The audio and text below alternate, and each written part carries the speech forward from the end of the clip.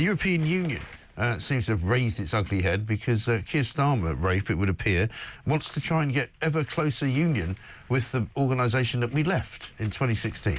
Yeah, I was at a Christmas party with Lord Frost, David Frost, on Saturday, and he says that this is the surrender squad. Yeah. So basically, it's going back into the EU by the back door. Yeah. And the concessions, of course, that the EU want to have are freedom of movement again for youth. And fisheries is the big thing, and you think about the way that the fishermen who voted overwhelmingly for Brexit have been so betrayed and backstabbed by both the Tories and by the Labour Party. I mean, terrible for them. And, of course, requiring us to sign up to EU regulations and laws if you want to get deals on veterinary agreements and so forth. It absolutely stinks to high water. We can't be surprised because Keir Starmer, of course, was the man who wanted to have a second referendum, didn't he? And he was Brexit Secretary, shadow Brexit Secretary, wasn't he, under Jeremy Corbyn? Boris Johnson writing in the Mail today, I call on M because, frankly, there's a lot of backdoor conversations going on here which would appear to be leading to us giving away, once again, the rights of the fishermen of this country to use our own seas. Yeah, despicable stuff. But, look, I'm sorry, the audacity of Boris Johnson to say the great Brexit betrayal. This was the man who basically quadrupled immigration, 4 times higher than Tony Blair. We know full well the average British Brexiteer was not voting for sovereignty and so forth. They were voting to lower immigration. This was why Brexit was won, and Boris Johnson betrayed Brexit voters. And he didn't get that bit of it done. No, that bit of it. He's actually, he caused the greatest acts of harm since the Second World War. I'm terribly sorry. I'm not taking any lessons on Brexit betrayals on Boris Johnson. No, I think it's a good point. There will be people that will disagree with you. Let's get a voice note from James, who wants to talk about Ed Miliband. Morning, Mike. James here. Just regarding Ed Miliband, he reminds me of Wallace from Wallace and Gromit. More wind turbines, Keir. More wind turbines. Oh, we spent over £1 billion trying to turn the bloody things off. What is he doing? What a laughing stock we are. Anyway, Mike, have a good one. I was actually driving around down towards Eastbourne at the weekend, and there were 3 wind turbines which sit just outside of Eastbourne. All of them were actually running, incredibly. And I saw Andrew Neil yesterday was saying that the amount of wind supplied to the national grid yesterday was about 56%, which is good, but the previous day it was 3%. And so he was saying, you can't sustain this kind of, ridiculous, sort of chameleon-style energy supply where one day wind is absolutely great and the next day it's useless. Yeah, it's a complete farce. I mean, look, the time will come when all of these renewables do actually generate what we want to generate. How many decades in the future that's going to be, I don't know. But I always get jealous when I look over at France and see wonderful they've been doing with their nuclear power stations, and the fact that we were the country that invented all of this. The first nuclear power plant was here, and we've completely failed to actually understand that we could be self-sufficient on energy, not just in terms of the environment, but also in terms of geopolitics. Right.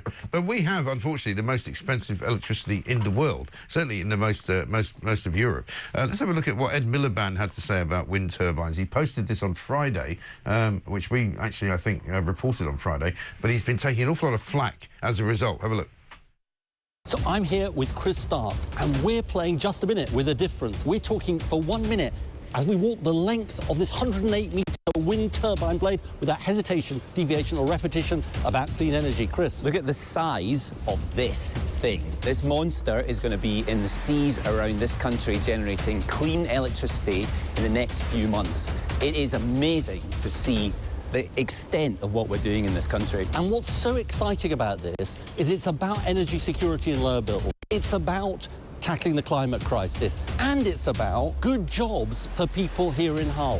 1,300 jobs from the manufacture at this plant. I mean, you do see the future being built here, don't you? You do. I mean, what's not to like, really? Trisha, who works here, said to me, every blade makes a difference.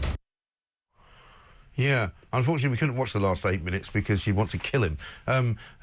he's got 2 people there out of 1,300 who are apparently going to work. All these ridiculous sort of promises of jobs. I mean, you know, again, Keir Starmer over in Norway to talk about, you know, 3,000 potential jobs being created in the green energy sector. They're potentially being created. Doesn't mean they are being created. No, I mean, I always think Wallace and Gromit when I see I know. things like that.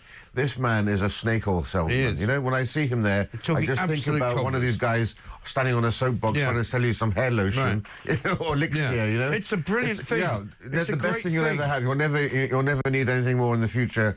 Look, so many people have been more qualified than me on the environment, have exposed the nonsense. And Andrew Neil's done a very good job, actually. He has. In actually revealing the absolute nonsense that this guy is simply just spouting hot air without any substance behind it. Right, and it's really quite terrifying that he's got access to what appears to be the main plank of all Labour Party kind of policy, because the one thing that they keep pressing ahead with is carbon capture, you know, green energy, green jobs, eco grants to the rest of the world. I mean, aside from all the stupid stuff they're doing at home, which doesn't relate to that, whether it's farming, whether it's pensioners, whether it's, you know, private schools, the one sort of thing that seems to be driving them is this mad dash to net zero. Yeah, we all have great fun poking fun at David Lammy and Angela Rayner. Far more sinister and far more dangerous and relevant is Miliband and Bridget Phillipson, the education minister. Yes. Because they're clever people, they know what they're doing, and they have an agenda, and it's not in Britain's national And they're lying interest. to us as well, which is not good. Let's talk about a man by the name of Khalid Bakr. Now, you may not have heard of this guy. He spent 4 years behind bars in prison for preparing jihadi propaganda, right? He's now been released because he's served his time. He's a convicted terrorist. He's taking a pub to court because he claims to be deeply offended by a sign outside of it. This is a pub in Cheshire, Buckinghamshire, very nice part of the world, called the Saracen's Head. Now, I used to drink in a place called the Saracen's Head in Bath. There's loads of Saracen's Head pubs. He's criticised, described as the racist depiction of a bearded Arab stroke Turk on the pub sign. He also insisted the depiction incites violence. He's basically asking for almost £2,000 from the landlord, and he's also announced plans for taking on over 30 other pubs with the same name if he is successful. You couldn't make this up, could you? a terrorist complaining that an image about a pub incites violence. Yes. I mean, just ridiculous, isn't it? I'm surprised he's not suing Fry's Turkish Delight as well. Something like their commercials. I mean, there must be... I mean, I've probably drunk in about at least 10 pubs called the Saracen's Head, you know, in all sorts of different parts of the country. It's a famous old... I mean, you might as well call the King... It's the King's Arms, the Saracen's Head, the Duke of York. These are all famous names. There's nothing at all grotesque around the image either. It's a perfectly normal image. It's not, you know, a stereotype or anything like that. And I'm sorry, we regard beheading as being offensive. We do. Let's leave the Saracen's Head alone. Yes, but apparently that's okay. You know, you can actually put yourself up with that. Let's talk a little bit about the latest news from Harriet Harman, because she was talking at the weekend in a way which disturbed quite a few people, particularly those who voted Reform. Check this out. People should be very concerned about Reform because they're not just a threat to individual parties, but I actually think they're a threat to democracy because they are offering easy answers to real problems, which are not a solution and will just increase people's distrust and disillusionment. Yeah, so any political party that offers easy answers to difficult solutions is obviously a threat to democracy, even though 4 million people voted for them. Yeah.